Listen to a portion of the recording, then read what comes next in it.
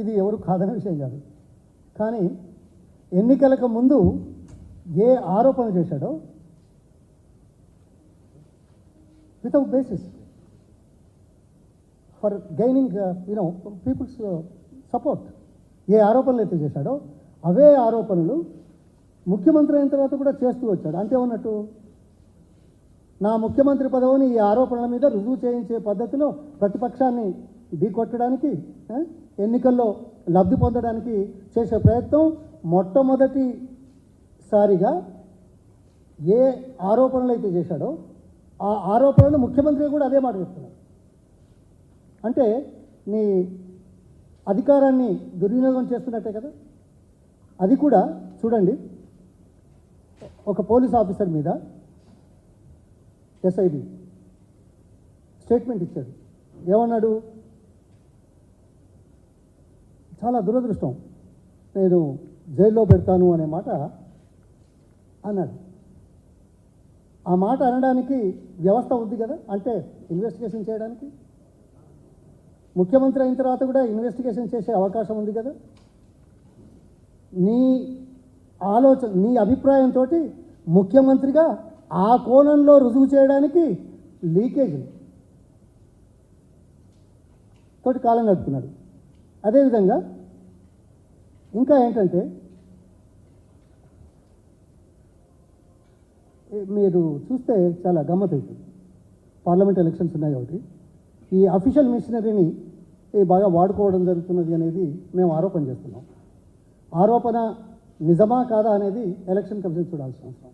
ఇప్పటి వరకు election commission ఎన్ని పర్యాయాలు ఎంతమంది ఆఫీసర్లను ఏమాత్రం కొద్దిగా తేడా వచ్చినా ట్రాన్స్ఫర్లు చేసి కొత్త వాళ్ళని పెట్టి ఎలక్షన్లు సజావుగా జరగాలనేది చేస్తున్నదా లేదా? అది ఇక్కడ ఎందుకు జరగట్లేదు? హోమ్ మినిస్టర్ పోర్ట్ఫోలియో తన దగ్గర పెట్టుకొని తను పదవిలోకి వచ్చిన తర్వాత కొత్త వాళ్ళని తీసుకొచ్చి వాళ్ళతోటే నడిపిస్తున్నాడే. అంటే నీ ఉద్దేశం చాలా క్లియర్గా కనపడతా ఉన్నది. ప్రతిపక్షాన్ని దెబ్బతీయడానికి, ఆరోపణలతో కాలం గడిపి ప్రజలతో ఓట్లు దండుకోవడానికి పార్లమెంట్ ఎలక్షన్లు చేస్తున్నావు. ఒక్క మాట చెప్తాను, ఈ ఎఫ్ఐఆర్ ఎప్పుడయ్యా ఈ ఆఫీసర్ మీద వేసింది? 10వ తారీఖు మార్చి. ఎప్పుడయ్యా గవర్నమెంట్ వచ్చింది? 7వ తారీఖు ముఖ్యమంత్రి అయినాడు. 10వ తారీఖు మార్చి అంటే 6 రోజుల ముందు ఎలక్షన్ ప్రకటిస్తున్నారు. 16వ తారీఖు ప్రకటించారు. ఆ రోజు నుంచి ఎలక్షన్ ఇది ఉంది. ఈ పేపర్ అంతా మీకు ఇస్తాను. With all details will be there, not only of my మాటలు కాకుండా ఇవన్నీ మీకు. అయితే 10వ తారీఖు ఇచ్చి 16వ తారీఖు ఎలక్షన్లు వస్తే ఎవరితోటైతే ఎవరి మీదనైతే మాట్లాడారో వాళ్ళనే ఉపయోగించుకొని వాళ్ళ మీద ఆరోపణ చేసేటువంటి పరిస్థితి, కేసులు పెట్టే పరిస్థితి చూస్తే చాలా బాధగా ఉంది. ఇంకా ఇక్కడ ఏంటంటే 4వ తేదీ డిసెంబర్, ఇది ఎన్నికలైన మరుసటి రోజు ఒక పోలీస్ ఆఫీసర్ మీద వాళ్ళ బాసే, ఇంకెవరో కాదు, ఎప్పుడు 2019 నుంచి ఆయన బాసు ఆయన కేసు ఫైల్ చేశాడు ఆయన జూనియర్ మీద. ఏ రోజు? డిసెంబర్ 4వ రోజు. 2019 నుంచి పనిచేస్తున్న ఉన్నతాధికారి ఆయన కింద ఉన్న అధికారి మీద 4వ తేదీ ఎఫ్ఐఆర్ పంజగుట్ట పోలీస్ స్టేషన్లో వేశాడంటే ఏమనుకోవాలి? ఈ 4 సంవత్సరాలు ఆయన కింద పనిచేసిన ఆయన ఏం చేసిండో కూడా తెలియదా? ఏం చేసిండో తెలవకుండా ఉంటే దానికి నువ్వు కూడా శిక్షార్హుడుగా.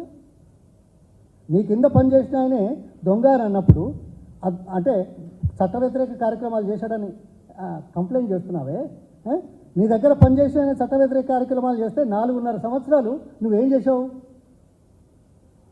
నువ్వు కూడా చట్ట వ్యతిరేకంగా పనిచేసినట్టే కదా దాని అర్థం.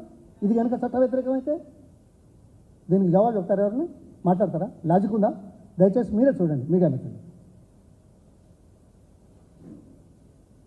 ఇగో ఇటువంటి ఆరోపణలతోటి కాలం వెలబుచ్చుతున్నారు. This is really bad, this is really bad.